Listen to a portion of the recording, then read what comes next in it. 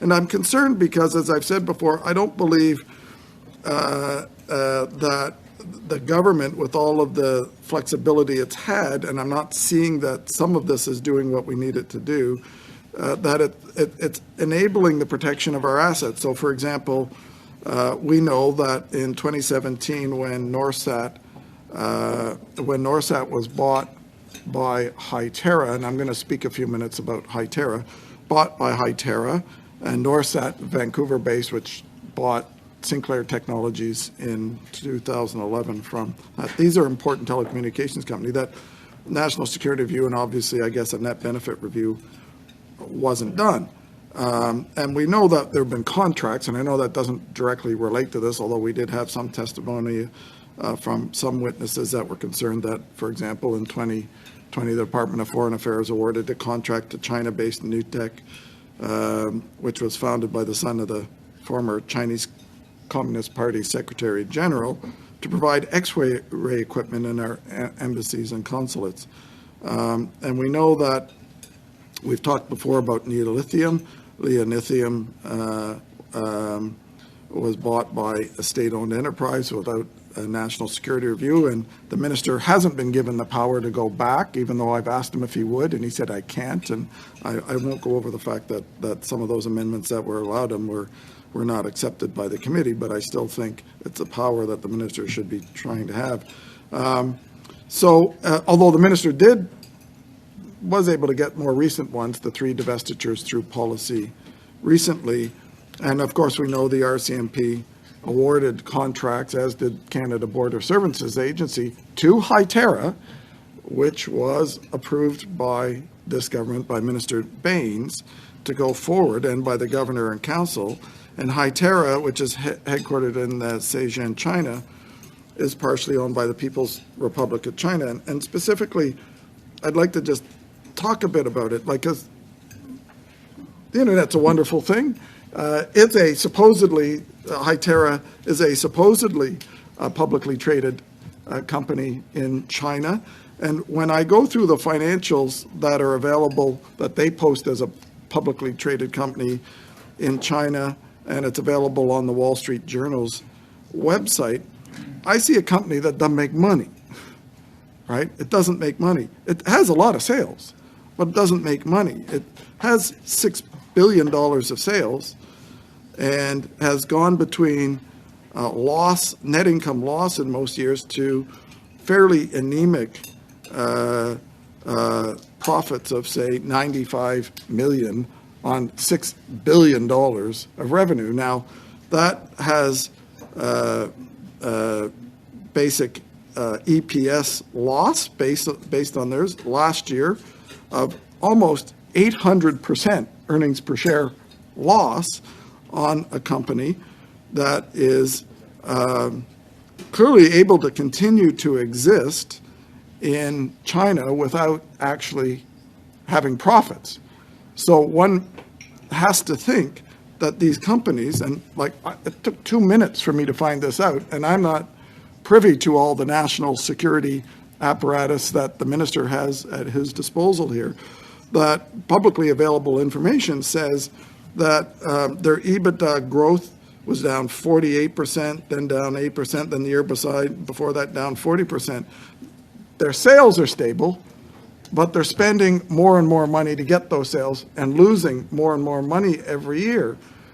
And so I would think in a net benefit review, which is what this amendment's about, in a net benefit review, we'd be looking at perhaps the financials of these companies to understand whether or not, as we would normally assume, they win the contracts and get access to companies in Canada, whether it's by underbidding in a government contract or whether it's by overpaying in an acquisition for a Canadian company, that they have a motivation that obviously is different than ours, because any acquisition that would be made by a Canadian company or I'll say a G7 company made of an asset in Canada is usually done based on sound business principles and a rate of return and a rate of capital return for investors, where they are not. They're losing more and more money every year, yet we don't seem to see that the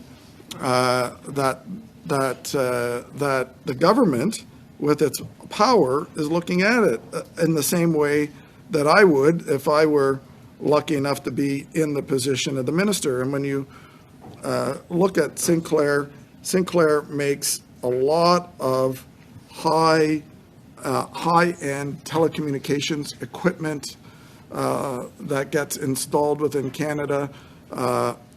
Norsat, the Vancouver-based company, makes a lot of essentially satellite communications. And in this world where, just look around this table, we're all connected, everyone's looking at their phones and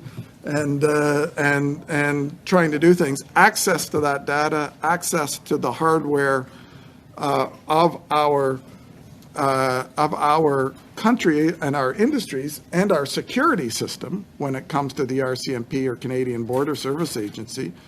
And that access isn't just about the technical access. The Minister of Public Safety was here on this issue and said, good news, the radio frequency filters that Sinclair was installing in their Hytera Chinese ownership were not connected to the database, but that now China has access and knowledge of where all those key communications points for the RCMP is, where the hardware is across the country. And they have the ability, obviously, in my mind, to know where it is and figure out how to disrupt them if they're not. And I don't have access to all of those things. So when I look at national security, I not only look at whatever the intelligence agencies are telling us, but I also look at the question of whether or not in the net benefit review,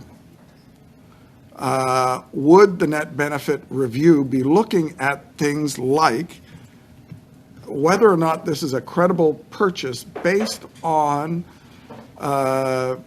sound competitive business practices from a company that is actually driven by the profit motive and driven by the same things that our companies would be driven by, that would say, hey, it's okay for that, even in the case where you narrow it to the trade agreement companies, state-owned enterprises only, being under review under $512 million, that those companies would also be looked at in terms of what would be the national motivation. And how does that motivation fit with our net interest, which is to develop increasingly competitive companies with strong IP.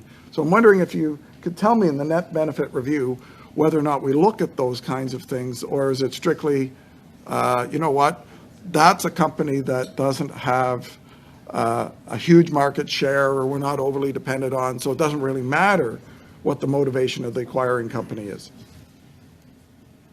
Mr. Chair, I'd offer a few considerations with respect to the question of the member.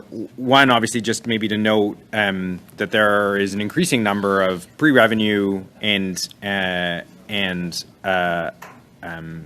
other companies that are not necessarily on the basis of their financial books earning profits, but yet are still very much active in the marketplace. And I won't name names of companies in the space, but obviously the financials are one consideration, but a lack or not of profit is not necessarily an indication of relevancy to the market.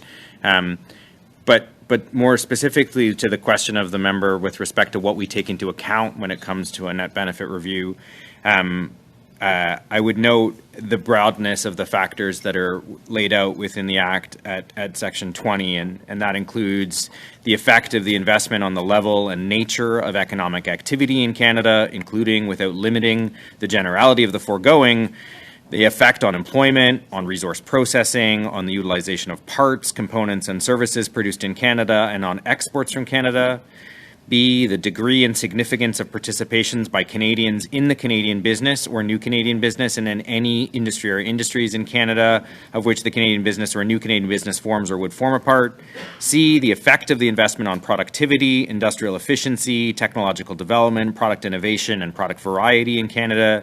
D, the effect of the investment on competition within any industry or industries in Canada. E, the compatibility of the investment with national industrial, economic, and cultural policies, taking into consideration industrial, economic, and cultural policy objectives enunciated by the government or legislature of any province likely to be significantly affected by the investment. And F, the contribution of investment to Canada's ability to compete in the world. It is then also important to note that we have then specific guidelines with respect to state-owned enterprises, where it is the policy of the Government of Canada to ensure that the governance and commercial orientation of state-owned enterprises are considered in determining whether reviewable acquisitions of control in Canada by the state-owned enterprise are of net benefit to Canada. In so doing, investors will be expected to address in their plans and undertakings the inherent characteristics of state-owned enterprises, specifically that they are susceptible to state influence, and investors will also need to demonstrate their strong commitment to transparent and commercial operations. Thank you, Mr. Chair. That was very good and comprehensive answer. Just a quick question, maybe a quick answer, because I know we're tight on time. So in consideration of the couple of amendments that have been before in that list, that net benefit list, so would the disposition of Canadian-owned IP and its ultimate loss or movement out of the country and or data, privacy data on individuals or Canadian companies, would that form part of that analysis, which I think was D or E? Yes, Mr. Chair, I would offer simply that we very much consider those factors to be included within the considerations for net benefit review. Thank you.